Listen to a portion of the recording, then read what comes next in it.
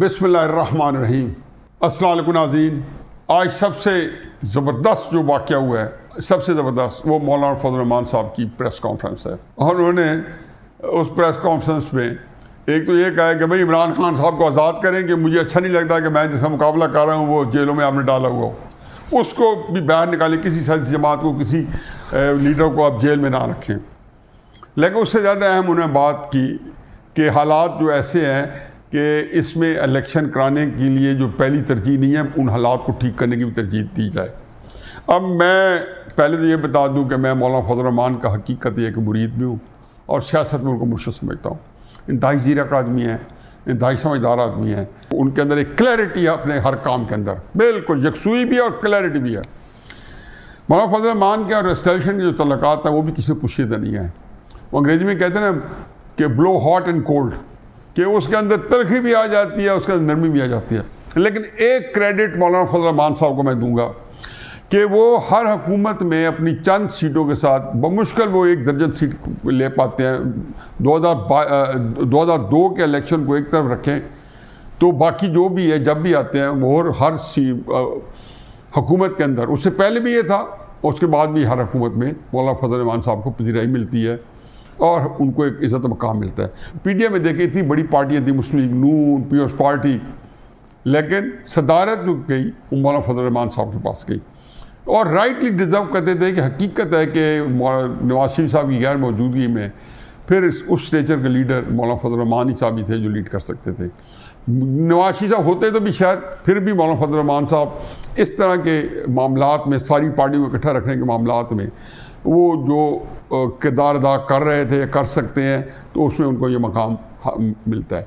लेकिन इसके साथ ही हुकूमतों के साथ और सियासी जमातों के साथ तो हमने देख लिया कि मौलाना फजल रहमान जो है एक अहम रोल अदा करते नज़र आते हैं। लेकिन एस्टेब्लिशमेंट के साथ भी हमेशा अपनी शराइत के ऊपर ही उन्हें मामलात किए हैं। अब आपको याद होगा कि मौलाना फजल रहमान साहब ने अक्टूबर 2019 में धरना किया था। हकीकत यह है कि मुझे भी गुमान ये लगा था कि शायद ये धरना जो है 29 नवंबर की अपॉइंटमेंट जो है वो रुकवाने के लिए किया गया है।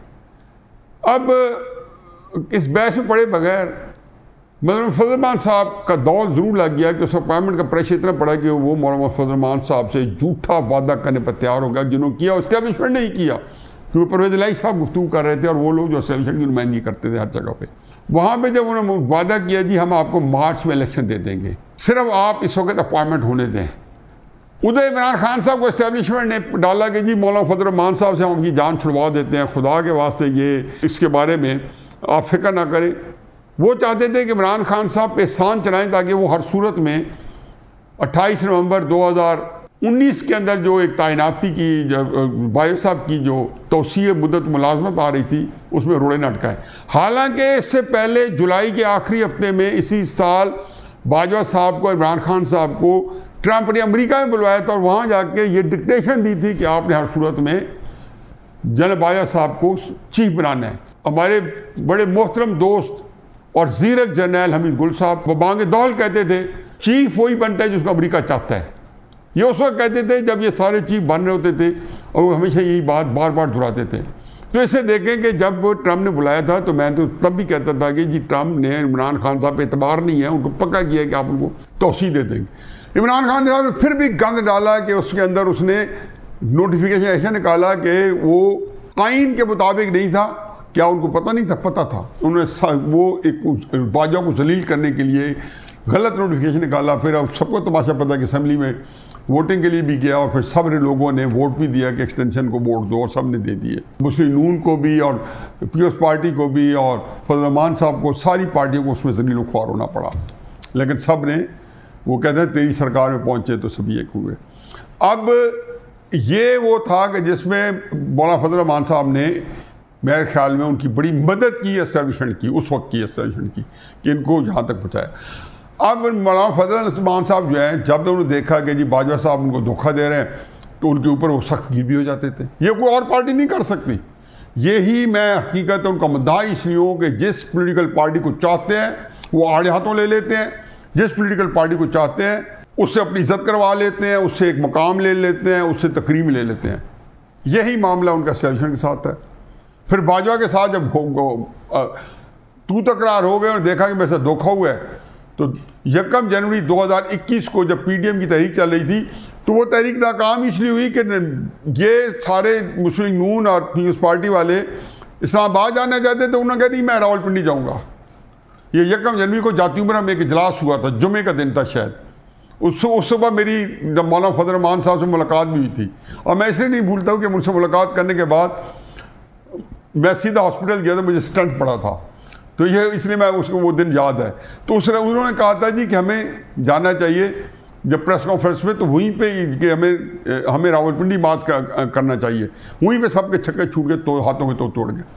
तो ये मौलाना फजल रहमान जो है साहब जो है एक बड़े ही खांदीदा जय्यत और हर तरीके से मामलात को फहम फरासत से चलाते हैं। मौलाना फजल रहमान साहब ने आज जो कुछ कहा है उसका लब लबाब सिर्फ इतना है कि इलेक्शन जो है मुलतवी हो जाने चाहिए।